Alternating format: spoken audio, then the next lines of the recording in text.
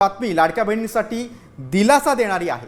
कारण तुमचं ई-केवायसी पूर्ण झालं असेल तर तुमचे रखडलेले हप्ते एकत्रित मिळणार आहेत। लवकरच लाडकीच्या खात्यामध्ये 4.5 ते 6 हजार रुपये जमा होण्याची शक्यता आहे। पाहुयात एक खास रिपोर्ट।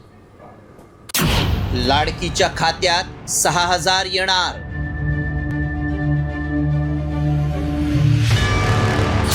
रखडलेले हप्ते एकत्र मिळणार।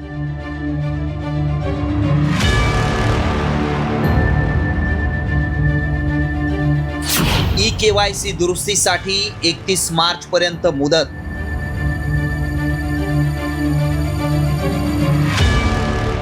लाडकी बहीण योजना रिपोर्ट साम टीव्ही न्यूज। 1500चा हप्ता हा महिलांच्या थेट खात्यामध्ये हे महिलांच्या खात्यामध्ये आज वितरित झालेले आहेत आणि त्याची प्रक्रिया सुरू आहे।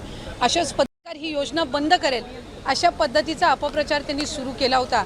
खरं तर त्या अपप्रचाराला कुठेही बळी पडू नये असं आम्ही सर्व लाडक्या बहिणींना आवाहन करत होतो आणि आज खऱ्या अर्थानं महायुतीच्या सरकारच्या वतीने आदरणीय अर्थ व नियोजन मंत्री उपमुख्यमंत्री अजितदादांनी आपला कारकिर्दीतला 11वा अर्थसंकल्प सादर करत असताना लाडक्या बहिणींच्यासाठी मुख्यमंत्री माझी लाडकी बहीण या योजनेसाठी जवळपास 36,000 कोटींची तरतूद ही त्यांनी यंदाच्या वर्षासाठी केलेली आहे आणि निश्चितपणाने ही करत असताना ही योजना कुठेही बंद होणार नाही।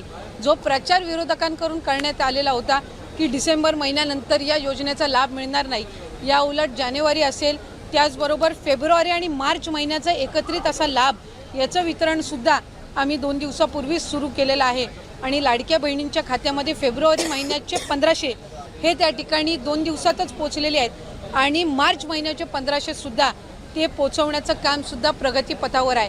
त्याच्यामुळे ही योजना ही महायुतीच्या सरकारची महत्त्वाकांक्षी योजना जी मुख्यमंत्री देवेंद्रजी फडणवीस साहेब, उपमुख्यमंत्री एकनाथजी शिंदे साहेब आणि उपमुख्यमंत्री अजितदादा यांच्या नेतृत्वाखाली अशाच पद्धतीनं कार्यरत राहणार आहे आणि तेच आपल्याला आजच्या अर्थसंकल्पातून पाहायला मिळालं। स्पेसिफिक प्रश्न आहे की 1,500 रुपये की 2100 रुपये नेमकं महिलांना किती रुपये मिळणार आहेत या लाडकी बहीण योजनेच्या माध्यमातून? कारण विधानसभेपूर्वी आपला जो जाहीरनामा होता त्याच्यामध्ये 2100चा उल्लेख होता, त्यामुळे स्पेसिफिक प्रश्न मला आपल्याला आवर्जून त्यानिमित्ताने आणि आपल्या माध्यमातून सर्व आमच्या लाडक्या बहिणींना त्या ठिकाणी सांगायचे की राज्याचे मुख्यमंत्री देवेंद्रजी फडणवीस साहेब आणि आमचे दोन्हीही उपमुख्यमंत्री असतील, मंत्रिमंडळातील सर्व आम्ही त्या ठिकाणी मंत्री महोदय असो, आम्ही सगळ्यांनी सुरुवातीपासूनच ही योजना अधिकाधिक यशस्वी पद्धतीनं राबवण्याचा प्रयत्न हा केलेला आहे। पुढेही आम्ही त्याच पद्धतीनं हा प्रयत्न करत राहणार। 1500चा हप्ता हा महिलांच्या थेट खात्यामध्ये निवडणुकीच्या नंतर सुद्धा जवळपास 3 ते 4 हप्ते हे महिलांच्या खात्यामध्ये आज वितरित झालेले आहेत आणि त्याची प्रक्रिया सुरू आहे। अशाच पद्धतीने ही योजना पुढेही सुरू राहणार आहे। 2100च्या बाबतीतली जी भूमिका आहे ती राज्याचे मुख्यमंत्री देवेंद्र फडणवीस साहेबांनी, अजितदादांनी, शिंदे साहेबांनी सुद्धा वेळोवेळी मांडलेली आहे। एखादी महत्त्वाकांक्षी योजना ज्या वेळेला आपण आणत असतो त्यावेळेला त्याचा योग्य तो निर्णय राज्याचे मुख्यमंत्री आणि महायुतीचं सरकार ज्या वेळेला घेईल त्यावेळेला विभागाच्या वतीने आम्ही ते निश्चितपणाने या ठिकाणी घोषित करू। आज 1500चा लाभ देत असताना सुरुवातीला तर विरोधक म्हणायचे की हे 1500 पण तुम्हाला मिळणार नाहीत, पण त्यानंतर आम्ही ही योजना यशस्वीरित्या राबवली। त्याच्यानंतर म्हणायचे की निवडणुकीच्या नंतर ही योजना बंद होणार, पण आज 2,52,00,000 महिलांपर्यंत आम्ही हा लाभ त्या ठिकाणी पोचवत आहोत आणि आज 36,000 कोटींची जी तरतूद अर्थसंकल्पामध्ये करण्यात आलेली आहे जेणेकरून ही योजना अशाच पद्धतीनं पुढे सुरू राहावी। त्यामुळे आम्ही कुठलाही महायुतीच्या सरकारने लाडक्या बहिणींना दगाफटका दिलेला नाही आहे। 2100चा योग्य तो निर्णय जाहीरनामा किंवा एखादा ज्या वेळेला तुम्ही वचननामा असतं ते पुढच्या 5 पंचवार्षिक या संबंध या याच्यातून दृष्टिकोनातून तो ठेवलेला असतो। त्यामुळे त्या बाबतीतला योग्य तो निर्णय हा महायुतीचं सरकार हे निश्चितपणाने घेईन। पण आपल्या माध्यमातून मला लाडक्या बहिणींना सांगायचं आहे की ही योजना कधीही बंद होणार नाही आणि महायुतीच्या सरकारकडून अशाच पद्धतीनं चालू राहील। या उलट या अर्थसंकल्पामध्ये महिलांना आर्थिकरित्या सक्षम करण्याच्या दृष्टिकोनातून उमेद भवन असतील, अस्मिता भवन असेल, त्याचबरोबर त्यांना सक्षम करण्याच्या दृष्टीतून आर्थिक साक्षरता आणणं असेल, हे सगळे उपक्रम हाती घेण्यासाठी सुद्धा भरीव तरतूद ही या अर्थसंकल्पामध्ये केलेली आहे। त्यामुळे महिलांना अधिकाधिक सक्षम करण्याच्या दृष्टिकोनातून आम्ही काम करत आहोत। केला, ज्या वेगाने केला आणि लोकाभिमुख कल्याणकारी योजना, लाडकी बहीण योजना असेल, लाडका भाऊ योजना असेल, लाडका शेतकरी आहे, लाडके ज्येष्ठ आहे, सगळे, आणि या सगळ्यांसाठी आपण ज्या योजना केल्या, शिक्षणाच्या योजना केल्या, आणि त्याचबरोबर शासन आपल्या दारीसारखे कार्यक्रम आपण केले, आणि त्यामुळे हे सरकार सर्वसामान्यांचं सरकार आहे, सर्वसामान्यांना न्याय देणारं सरकार आहे. बाळासाहेब म्हणायचे, कार्यकर्ता घरात नाही, लोकांच्या दारात शोभून दिसतो, आणि म्हणून आपण थेट लोकांच्या गावात गेलो, दारात गेलो, आणि त्या ठिकाणी शासन आपल्या दारी या योजनेच्या माध्यमातून जवळपास 5 कोटी लोकांना आपण लाभ दिला. का लाभ पूर्वी नव्हते?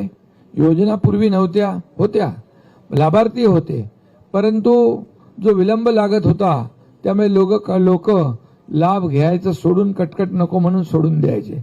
पण म्हणून आपल्या सरकारने, महायुती सरकारने, शासन आपल्या दारी केला, लाडकी बहीण योजना केली, आणि या झालेल्या विधानसभेच्या निवडणुकांमध्ये महाराष्ट्राच्या इतिहासामध्ये कधी 232 जागा आल्या नव्हत्या.